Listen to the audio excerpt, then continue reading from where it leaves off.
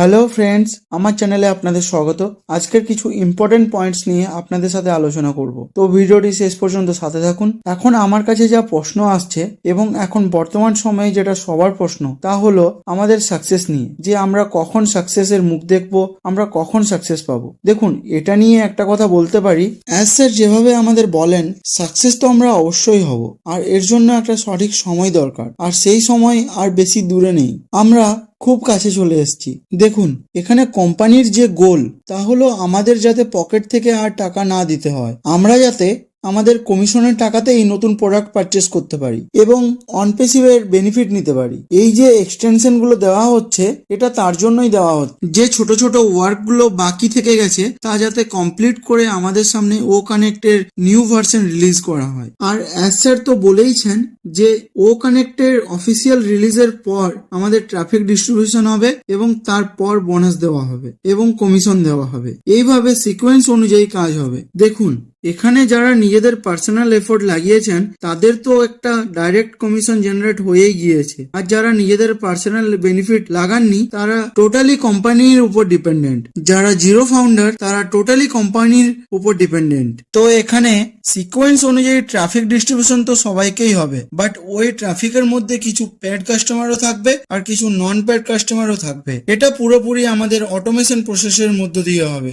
এখানে যারা paid customer পাবেন তাদের তো ডাইরেক্ট কমিশন জেনারেট হবে, আর যারা আনপেড কাস্টমার পাবেন তাদের কিছুদিন ওয়েট করতে হবে। দেখুন, এখানে যারা নিজেদের পার্সোনাল এফোর্ট লাগাবেন তাদের নিজেদের গোল অ্যাচিভ করতে বেশি দিন সময় লাগবে না, বাট যারা কোম্পানির উপর পুরোপুরি ভাবে ডিপেন্ডেন্ট তাদের একটু সময় লেগে যাবে ঠিকঠাক ভাবে কমিশন জেনারেট হতে। এছাড়াও অ্যাজ স্যার বিভিন্ন ওয়েবিনারের মধ্য দিয়ে আমাদের জানিয়েছেন কোম্পানি থেকে জেনারেট হওয়া রেভিনিউ এর বেনিফিটের 50% ফাউন্ডারদের ডিস্ট্রিবিউট করা হবে আর 50% কোম্পানি নিজের গ্রোথ এবং ডেভেলপিং এক্সপেন্সে খরচা করবে। দেখুন, এখানে সাকসেস তো আমরা অবশ্যই হব, বাট এটা একটি সঠিক সময়ের অপেক্ষা। আমার এরকম বলার কারণ হলো, দেখুন, কোম্পানি এক্সটেনশন করছে যেটা আমরা এখন চাই না, বাট কোম্পানি তাও এক্সটেনশন করছে। এর মানে এটাই যে কোম্পানির ব্যাক এন্ডে যে ছোট ছোট প্রবলেম গুলো আছে তার উপর কাজ করা হচ্ছে এবং ফিক্স করা হচ্ছে। দেখুন, এখানে এমনটা নয় যে কোম্পানি আমাদের থেকে টাকা নিয়ে যাচ্ছে, তা তো নয়। দেখুন, এখানে কোম্পানি নিজের সমস্ত কাজ হোল্ড করে দিয়েছে শুধুমাত্র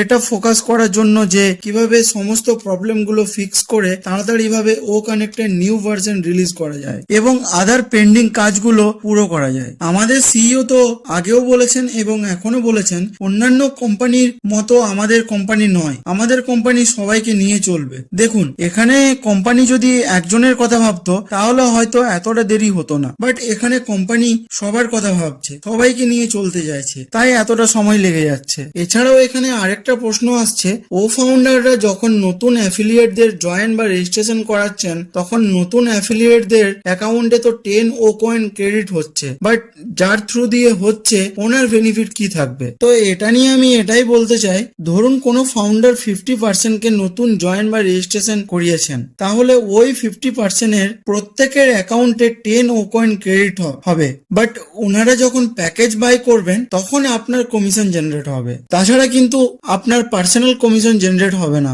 আর সাপোজ নতুন 50% কে অনপেসিভে জয়েন করালেন, এর কিন্তু একটা রেভিনিউ কোম্পানি পাবে, সেটা হয়তো সবাইকে ডিস্ট্রিবিউট করা হবে। দেখুন, এই যে প্রশ্নটা, এটা নিয়ে আমার কাছে কোনো ডিটেল ইনফরমেশন নেই। এটা যখন নীরজ স্যার কোনো এক ওয়েবিনারে প্রশ্ন করেছিলেন তখন ওনাকে এই অ্যান্সারটি দেওয়া হয়। দেখুন, এটা নিয়ে আমাদের ফিউচারে ইনফরমেশন দেওয়া হবে, যদিও বর্তমান সময় এই বিষয় নিয়ে কোম্পানি এখন কোনো ফোকাস করছে না, এটা এখন কোম্পানির মেন ফোকাস নয়। এছাড়াও আরো একটা প্রশ্ন আসছে আমাদের জিমেল নিয়ে, যে আমরা ভুলবশত যদি আমাদের জিমেল আইডিটি অনপেসিভ থেকে আনসাবস্ক্রাইব করে দিয়েছি তাহলে কিভাবে তা সঠিক করা যাবে। দেখুন, এটা নিয়ে বলতে চাই, আপনি আপনার জিমেল থেকে অনপেসিভ কে মেল করুন যে ভুলবশত আপনার থেকে এটা আনসাবস্ক্রাইব করা গিয়েছে, আর যাতে এটাকে হোয়াইট লিস্ট করা যায়। আর এরপর যদি কোম্পানি তরফ থেকে ওই জিমেল আইডিতে মেল আসতে দেখা যায়, মেসেজ আসতে দেখা যায়, ওটিপি আসতে দেখা যায়, প্রপার লিঙ্ক, ওটিপি আর মেসেজ আসতে দেখা যায়, তাহলে বুঝবেন সব ঠিক হয়ে গেছে। আর যদি তা না হয় তাহলে ofounder.net এ গিয়ে কোম্পানির হেল্প ডেস্কে টিকিট রেস্ট করুন, আর এর মধ্যে দিয়ে দেখবেন আপনার প্রবলেমটি সলভ হয়ে যাবে। ওখানে আপনি আপনার জিমেল আইডি মেনশন করুন আর প্রবলেমগুলি রিটেনে কোম্পানিকে জানান, দেখবেন আপনার এই প্রবলেমটি সলিউশন হয়ে যাবে। কেননা আমাদের একজন ফাউন্ডার এভাবেই নিজের প্রবলেমের সলিউশন করেছেন, তাই আপনাদের এই ইনফরমেশন দিচ্ছি। এছাড়াও আরেকটা প্রশ্ন সামনে আসছে যে আমাদের আইডি প্রুফ আধার কার্ডের যে মোবাইল নাম্বার আছে আর অনপেসিভে যে মোবাইল নাম্বার আছে তা যদি ডিফারেন্ট হয়, এটা নিয়ে কি ইন ফিউচারে কোনো সমস্যা হতে পারে? দেখুন, এটা নিয়ে আমাদের কাছে এখন কোনো ডিটেল ইনফরমেশন আসেনি। আমি তো এটাই বলবো যে আপনার যে মোবাইল নাম্বারটি অ্যাক্টিভ আছে সেই নাম্বারটি অনপেসিভে রাখুন। ইভেন আপনার মাল্টিপল অ্যাকাউন্ট যদি থাকে তাহলে আপনি ওই সেম মোবাইল নাম্বারটি রাখতে পারেন, যাতে ভেরিফিকেশন প্রসেসে কোনো অসুবিধার সৃষ্টি না হয়। এই ছিল কিছু ভ্যালুয়েবল ইনফরমেশন যা আপনাদের সাথে শেয়ার করলাম। ভিডিওটি ভালো লাগলে লাইক করুন, শেয়ার করুন, আর আরো নতুন নতুন ইনফরমেশন পেতে হলে চ্যানেলটি অবশ্যই সাবস্ক্রাইব করে রাখুন। ধন্যবাদ।